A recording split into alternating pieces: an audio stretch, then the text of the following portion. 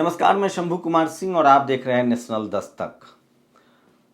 RSS प्रमुख मोहन भागवत जो इस सरकार को कंट्रोल करते हैं, बीजेपी के जो भारत माता हैं, बीजेपी का जो कोर है, उन्होंने एक बात कही है कि हिंदू मतलब सनातन, सनातन धर्म।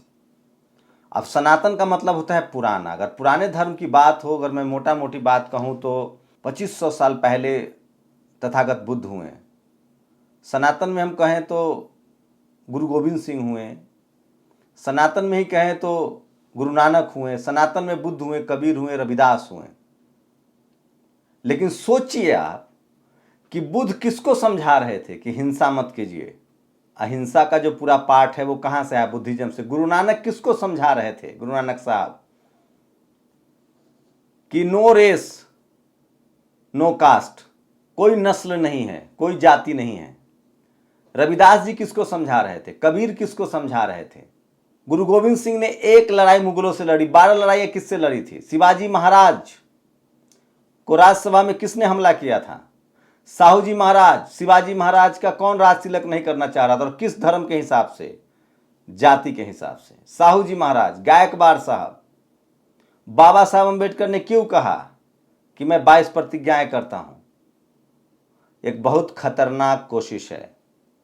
जिस दौर में देश में बेरोजगारी है, चरम सीमा पर भुखमरी है, लोग 80 करोड़ लोग, खुद सरकार का आंकड़ा है कि 5 किलो अनाज के लिए 80 करोड़ लोग लाइन में लग रहे हैं, उस दौर में आपको धर्म के नाम पर लड़ाया जा रहा है। आप सब जानते हैं किस तरह से इस देश में चारों तरफ हिंदू मुसलमान का खेल चल रहा है, कोहराम मचा हुआ है।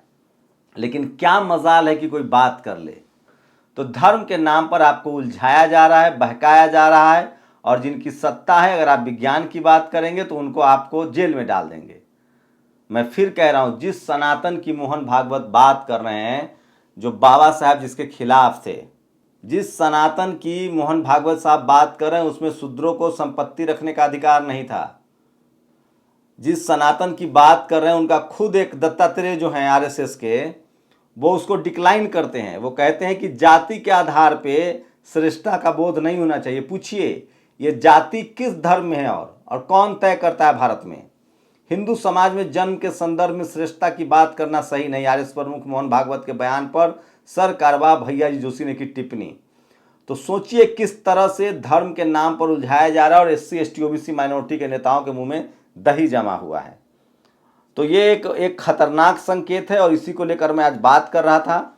और मैं आपको बता रहा हूं कि धर्म के नाम पर इस देश में कोई भेदभाव नहीं चलेगा। यहाँ कोई क्रिश्चियन है, कोई ईसाई है, कोई सिख है। ये मोहन भागवत सनातन धर्म बनाना चाहते हैं। क्या ये गुरु नानक साहब को नहीं मानते हैं? क्या ये गुरु गोविंद सिंह साहब को नहीं मानते हैं? क्या इस देश में ईसाई नहीं रहते हैं, क्रिश्चियन नहीं रहते हैं, मुसलमान नहीं रहते हैं, बुद्धिस्ट नहीं रहते हैं? तो ये सब बहाना है सिर्फ आपको बेरोजगारी से हटाने का। तो इन्हीं सब तमाम खबरों पर, जिनके धर्म के पास सिर्फ हवाई बातें हैं, लेकिन विज्ञान के पास हवाई जहाज है, जिसमें बैठकर बड़े बड़े धर्मगुरु देश विदेश की यात्रा करते हैं। आप सोचिए कि ये सब इसीलिए हो रहा है क्योंकि ये लोग सत्ता में बैठे हुए हैं। मोहन भागवत अखंड भारत की बात करते हैं। अखंड भारत कब था? जब सम्राट अशोक थे, बुद्धिस्ट सम्राट अशोक। मैं आरएसएस प्रमुख मोहन भागवत की सोच के साथ हूँ। एक अखंड भारत का निर्माण किया जाए जिसमें अफगानिस्तान के 4 करोड़, पाकिस्तान के 20 करोड़ और बांग्लादेश के 15 करोड़ मुस्लिम आबादी को भी शामिल किया जाए। आप सोचिए, कल्पना कर सकते हैं। और ये तस्वीर देखिए, ये चेतन कुमार अहिंसा का है जो तस्वीरें हैं, और बाबा साहब की जयंती कल देश भर में मनाएगी। और यही मैं राम को नहीं मानता, राम कोई भगवान नहीं, दलितों को पूजा पाठ बंद कर देना चाहिए। जीतन राम मांझी, उन्होंने कहा है कि जब सबरी का बेर खाए तो कोई मेरे यहाँ जूठा खा के दिखाए। इस देश में आज भी एससी एसटी ओबीसी माइनॉरिटी के अधिकारी, कर्मचारी दोयम दर्जे के नागरिक की तरह ट्रीट करते हैं। यूपी में आईएएस आईपीएस को नौकरी से सस्पेंड कर दिया जाता है। क्या बात कर रहे हैं आप? आरती भी हो, अजान भी हो, मुद्दा नहीं है। मुद्दा है बेरोजगारी, महंगाई, करप्शन, रेप, निजीकरण, ईटीसी। आप सोचिए किस तरह से आपको बहकाया जा रहा है। सोचिए, 5 वक्त का अजान होगा तो 5 वक्त हनुमान चालीसा होगा। ये हनुमान चालीसा का वीडियो देखिए। ये हनुमान चालीसा पढ़ भी नहीं पा रहे हैं, पीछे से गाना बज रहा है। हम लगा भी नहीं सकते हैं तो कॉपीराइट हो जाएगा। दिलीप मंडल ने लिखा है और अरविंद शेष ने कि 5 वक्त का नमाज तो 5 वक्त का हनुमान चालीसा, 1 महीने का रोज़ा तो 1 महीने का ही भूख हड़ताल रखेंगे, बाद में खतना न करवा लें। वो खतना करवाते हैं तो ये क्या करवाएंगे। तो ये सब राजनीति हो रही है, विशुद्ध रूप से धर्म की राजनीति इसलिए की जा रही है क्योंकि सरकार के पास रोजगार नहीं है, बेरोजगारी चरम पर है, जीडीपी नीचे गिर रहा है और देश की आर्थिक हालत व्यवस्था बहुत खराब है। इसलिए आपको जाति और धर्म के दंगे में धकेला जा रहा है। राजनीति में भाग लेने का सबसे बड़ा दंड यह है, राजनीति में भाग न लेने का सबसे बड़ा दंड यह है कि अयोग्य व्यक्ति आप पर शासन करने लगते हैं। डॉक्टर भीमराव अम्बेडकर, ये तस्वीर देखिए, और बाबा साहब आज अपने पैतृक गांव महाकाल स्थित अम्बेडकर आवासीय उच्च विद्यालय पर जीतनराम मांझी ने ये किया है। और ये देखिए, न हिंदू बनेगा न मुसलमान बनेगा। ये बिहार की तस्वीरें हैं, कटिहार से, जहाँ मस्जिद को बचाने के लिए चेन बनाना पड़ा। और ये देखिए, ये राजस्थान की तस्वीर है जहाँ सपा की रैली निकल रही है और ओबीसी चयनित शिक्षकों द्वारा बोर्ड ऑफिस चौराहे भोपाल में बाबा साहब जयंती मनाई गई। धरने पर बैठे हुए ओबीसी के लोग। और ये है वो जो आपने देखा, बजरंग महंत मुनि गिरफ्तार, जल्द कोर्ट में किया जाएगा पेश, मुस्लिम महिलाओं के खिलाफ दी था विवादित बयान। तो ये और ये देखिए, तो ये तमाम बड़ी खबरें थी। लेकिन आपको टीवी अखबार, अभी आज खबर नहीं है तो मोहन भागवत जी का बयान चला रहा है, वो एक धर्म की बात करते हैं, इसका मतलब है कि वो SC ST OBC माइनॉरिटी के हक अधिकार को छीनना चाहते हैं। सनातन धर्म, जिस सनातन धर्म को मोहन भागवत मानते हैं उसको मनुस्मृति में उसमें शंभू का वध है, उसमें कर्ण का अपमान है, उसमें शंभुक ऋषि का वध है, कर्ण का अपमान है, उसमें आपके बेर, आप दिन भर बेर चुनेंगे और दूसरा आपका फल खा जाएगा।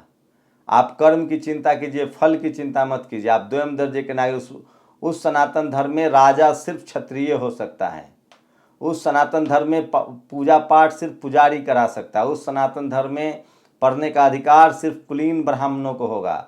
उस सनातन धर्म में व्यापार करने का अधिकार सिर्फ वैश्यों को होगा। उस सनातन धर्म में सिर्फ पिछड़ों और शूद्रों को, अछूतों को सेवा करने का अधिकार होगा।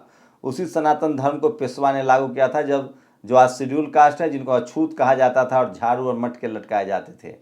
लेकिन ये बात कोई बोलने के लिए तैयार नहीं है क्योंकि सत्ता में जो बैठे हुए लोग हैं वो एक ही जाति और एक ही धर्म के लोग हैं। वहाँ डाइवर्सिटी नहीं है और आप पर कार्रवाई की जाती है।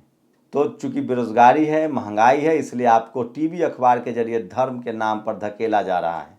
आप सोचिए, गणेश पूजा की शुरुआत कब से हुई है? दुर्गा पूजा की शुरुआत कितने 100 साल पहले हुई है। सनातन नहीं है, सनातन बुद्धिज्म है इस देश में। फायान 6वीं 7वीं शताब्दी में आए थे, 2500 साल पहले बुद्ध पैदा हुए। उससे पहले 20-25 बौद्ध थे और वही भारत सोने की चिड़िया था। उसी भारत में ज्ञान का केंद्र थे, विश्वगुरु थे, तक्षशिला, नालंदा, विक्रमशिला जैसी यूनिवर्सिटियाँ थी। उसी समय घर में दरवाजे नहीं लगते थे। उसी समय व्यापार शानदार था। उसी समय भारत अखंड भारत था, कांधार, काबुल, अफगानिस्तान। तो क्यों नहीं आप बुद्धिज्म ले आते हैं जो विज्ञान का प्रतीक है, जो धम्म है। इसलिए राजेंद्र प्रसाद सिंह लिखते हैं कि बहुजनों का ये सिर्फ और सिर्फ जाति व्यवस्था को मोहन भागवत लागू करना चाह रहे हैं। आप लोग समझने की कोशिश कीजिए, इनकी नीयत में बहुत खोट है और ये लोग सत्ता के दम पर संविधान को धड़ल्ले से इस देश में जाति और धर्म के नाम पर सिर्फ एक धर्म की आप बात नहीं कर सकते हैं। और इसे दिलीप मंडल के कुछ पोस्ट पढ़ के मैं बता रहा हूँ। बाबा साहब को लेकर कल शानदार का ये देखिए, देश भर में जिस तरह से कल शानदार, और आज के दिन में 5 बार लाउड स्पीकर पर हनुमान चालीसा पढ़ रहे हैं, तो आगे चलकर 1 महीने का निर्जला व्रत भी होगा और उसके बाद तो बस एक ही चीज़ रह जाएगी करने को। इस्लाम के मुकाबले में हिंदुत्व को डिफाइन करने की जिद में RSS ORG ने हिंदुओं को क्या से क्या बना दिया। भंडारा यानी साथ खाना भी हिंदुओं ने उन्हीं से सीखा, वरना साथ खाने में से तो जाति और धर्म नष्ट हो जाता था। अच्छी बात किसी से भी सीख लेनी चाहिए। सोचिए, जिस सनातन धर्म की RSS मोहन भागवत बात कर रहे हैं उसमें रेस है, कास्ट है। गुरु नानक साहब उसके खिलाफ थे, कबीर उसके खिलाफ थे, संत रविदास महाराज उसके खिलाफ थे, बुद्ध उसके खिलाफ थे, अंबेडकर उसके खिलाफ थे, फूले उसके खिलाफ थे, पेरियार उसके खिलाफ थे, रामस्वरूप वर्मा उसके खिलाफ थे, कांसीराम साहब उसके खिलाफ थे और पूरी दुनिया उसके खिलाफ है क्योंकि उसमें जाति और धर्म के नाम पर भेदभाव है। ये सब आपको इसलिए पढ़ाया जा रहा है ताकि आप रोजी रोटी का सवाल ना पूछें। अपनी प्रतिक्रिया जरूर दीजिए। शुक्रिया। नेशनल दस्तक की आपसे गुजारिश है कि अगर इसको बचाना चाहते हैं तो नेशनल दस्तक को सब्सक्राइब करने के लिए रेड कलर के सब्सक्राइब बटन को दबाएं फिर बेल आइकन की घंटी दबाएं। नेशनल दस्तक को बचाने के लिए बहुत जरूरी है कि हर खबर को शेयर करें, लाइक करें, कमेंट जरूर करें।